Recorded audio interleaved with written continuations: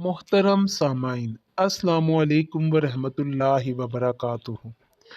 किताब व सुन्नत के अशात के आलमी अदारे दावत इस्लाम की जानिब से आपकी खिदमत में एक ईमान अफरोज़ सिलसिला पेश किया जा रहा है, जिसमें तख्लीक कायनात से लेकर तख्लीक आदम अलैहिस्सलाम तक और फिर तमाम अम्बिया करामो अलैहिमुस्सलाम के वाक़यात को खूबसूरत अंदाज में बयान किया जाएगा। हज़रत जुनेद बगदादी रहमतुल्लाह अलैह के इब्तदाई दौर के मशहूर सूफ़ी और बुज़ुर्ग वली अल्लाह थे। आपका शुमार सूफियाए कराम के इमाम और सिलसिला जुनेद के बानी में होता है। आपकी विलादत 218 हिजरी तकरीबन 830 ईस्वी में बगदाद में हुई। आपके उस्ताद हज़रत सरसरी कती रहमतुल्लाह अलैह थे और आप शाफ़ी मुस्लिक के पैरोकार थे। आपको सैयदुल ताइफा सूफियों के सरदार और ताउसुल उलमा के ताउस और सुल्तानुल मुहक्किकीन हकीकत शनासों के सुल्तान जैसे अलक़ाब से नवाजा गया। आपकी ज़िंदगी तकवा, इबादत और लोगों की हदायत से भरी हुई थी। आइए एक मशहूर और सच्चे वाक़े की तरफ आते हैं जो आपकी करामात और अल्लाह की कुदरत की दलील है। हज़रत जुनेद बगदादी और एक काफर गुलाम की हदायत। एक दफ़ा बगदाद में एक काफर गुलाम रहता था। शुरू करते हैं अल्लाह ताला के बाबरकत नाम से जो दिलों के भेद खूब जानता है। ये वाक़या इस्लाम के इब्तदाई दौर का है, वो दौर जब बगदाद इल्म व हिकमत, फ़िक़्ह व तसूफ़, रियासत और रूहानियत हर लिहाज से अरूज पर था। ये वो ज़माना था जब मुसलमान दुनिया की अलमी क़यादत कर रहे थे और बगदाद सिर्फ एक शहर नहीं था बल्कि एक तसव्वुर था, इल्म व तहज़ीब का मरकज़। इसी दौर में एक ऐसी शख्सियत मौजूद थी जिसे बाद के सूफिया ने सैयदुल ताइफा, सुल्तानुल मुहक्किकीन और ताउसुल उलमा के अलक़ाब से याद किया। ये थे हज़रत जुनेद बगदादी रहमतुल्लाह अलैह। आपका घर इल्म का मरकज़, आपकी शख्सियत तकवा का नमूना और आपका कलाम हकीकत की तर्जुमानी था। आप ना सिर्फ इबादत गुजार थे बल्कि लाखों इंसानों की इस्लाह और हदायत का ज़रिया भी थे। इसी बगदाद में एक ग़ुलाम रहता था। वो एक गैर मुस्लिम था। इसकी ज़िंदगी गफलत, बेफिक्री और दुनिया के मज़ों में गुजर रही थी। दीन, इबादत, खुदा, आखिरत, ये सब इसकी ज़िंदगी में कोई मायने नहीं रखता था। वो ना नमाज से वाक़फ़ था, ना वज़ू से, ना अल्लाह से। इसकी ख्वाहिशें सिर्फ दुनिया तक महदूद थी और इसी दुनिया की लालच ने इसकी रूह को अंधा सा कर रखा था। लेकिन एक दिन इसकी ज़िंदगी में वो लम्हा आया जो इसके लिए फैसला कुन साबित हुआ। इसके मालिक ने इससे कहा, तुम्हारी आंखों की बीमारी बढ़ती जा रही है, ना दुनियावी इलाज काम आ रहा है, ना आराम मिल रहा है। जाओ जाओ बगदाद के बड़े बुजुर्ग हजरत जुनेद बगदादी के पास जाओ, कहो कि वो तुम्हारे लिए दुआ करे। गुलाम ने सुना मगर दिल में ताज्जुब हुआ।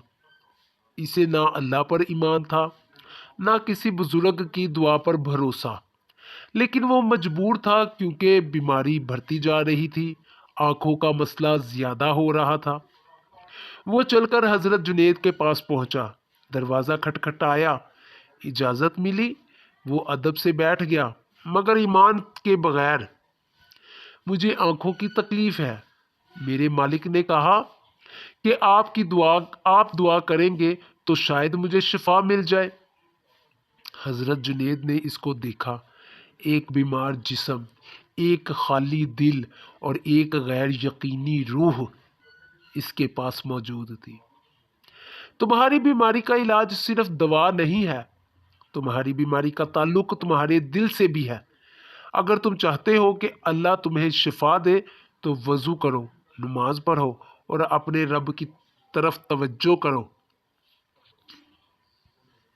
गुलाम ने हैरत से पूछा, वज़ू, नमाज, ये क्या है? मुझे नहीं मालूम। حضرت نے اسے وضو سکھایا، پانی سے پاکیزگی کا تصور، پھر نماز کا طریقہ سکھایا۔ اللہ کے سامنے جھکنے کا مفہوم غلام نے کیا، لیکن اس کی آنکھوں کا درد باقی رہا۔ وہ اگلے دن واپس آیا۔ میں نے وہ سب کیا جو آپ نے کہا تھا حضرت، مگر درد دور نہیں ہوا۔ حضرت نے فرمایا، پھر دنیاوی حکیم کے پاس چلے جاؤ، اس کے پاس ظاہری دوا ہے، اپنے لیے لے لو۔ غلام حکیم کے پاس گیا، اس نے دوائیں لی، چند دن گزرے، تکلیف بڑھ گئی، کم نہ ہوئی۔ تیسری بار وہ دوبارہ حضرت کے پاس آیا، مگر اس بار پہلی بار اس کے اندر بے بسی تھی۔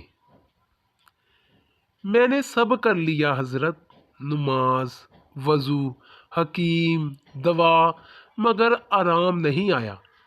اگر واقعی علاج ہے تو اب آپ ہی کے پاس ہے، اب آپ ہی اس کا علاج کر سکتے ہیں۔ اس بار حضرت نے خاموش ہو کر غلام کی آنکھوں پر ہاتھ رکھا اور دعا کی۔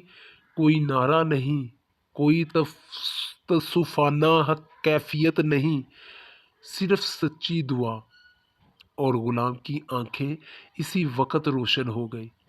تکلیف جاتی رہی، بینائی واپس آ گئی، جسم کو سکون ملا، مگر دل کو حیرت۔ وہ چند لمحے تک خاموش بیٹھا رہا، پھر اس نے وہ سوال کیا جو اس واقعے کا اصل مرکز ہے، جو اس کو بے چین کر رہا ہے۔ یہ شفا کہاں سے آئی، آپ سے یا اللہ سے؟ حضرت نے جواب دیا، مجھے کیا قدرت ہے، شفا اللہ کی طرف سے ہے، ہم صرف اس کے محتاج ہیں۔ ہم دعا کرتے ہیں، وہ قبول کرتا ہے۔ یہ وہ لمحہ تھا جب غلام کا ذہن بیدار ہوا۔ پہلی بار اس نے رب کو سمجھا، نہ تعریف، نہ فلسفے میں، بلکہ براہ راست حقیقت میں۔ اس واقعے نے غلام کے دل میں ایمان کی روشنی جگا دی۔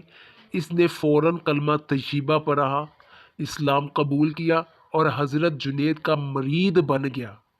جب مرید بن گیا، بعد میں وہ ایک نیک اور پرہیزگار بندہ بن گیا، جو دوسروں کو اسلام کی طرف بلاتا رہا۔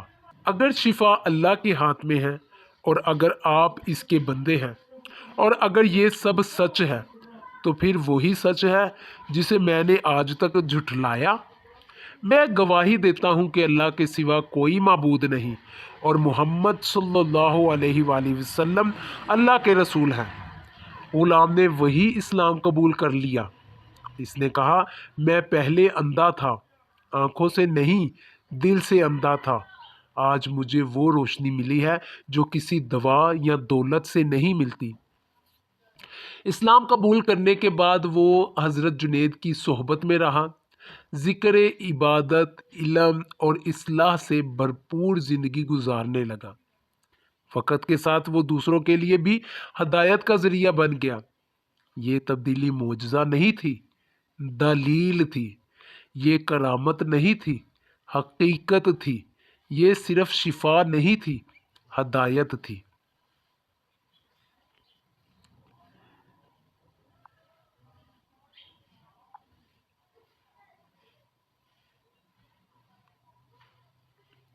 اس واقعے نے غلام کے دل میں ایمان کی روشنی جگا دی۔ اس نے فوراً یہ واقعہ ہمیں سکھاتا ہے کہ اللہ تعالیٰ کی قدرت اور ان کے اولیاء کی کرامات سے بڑھ کر کوئی چیز نہیں۔ جب انسان اللہ کی طرف رجوع کرتا ہے تو وہ اس کی ہر مشکل آسان کر دیتا ہے۔ غلام کی طرح اگر ہم اپنے گناہوں سے توبہ کریں اور اللہ کی طرف پلٹیں تو ہمیں بھی ہدایت اور شفا مل جائے گی۔ رسول اللہ صلی اللہ علیہ وآلہ وسلم نے فرمایا، مومن کی بد دعا سے ڈرو، کیونکہ اللہ ان کے دلوں میں نور ڈال دیتا ہے۔ حضرت جنید بغدادی رحمۃ اللہ علیہ کی زندگی ایسے ہی متعدد واقعات سے بھری پڑی ہے جو ایمان کی طاقت اور اللہ کی رحمت کو ظاہر کرتے ہیں۔ اللہ ہمیں بھی ان کی پیروی کرنے کی توفیق عطا فرمائے۔ وما علینا الا البلاغ المبین۔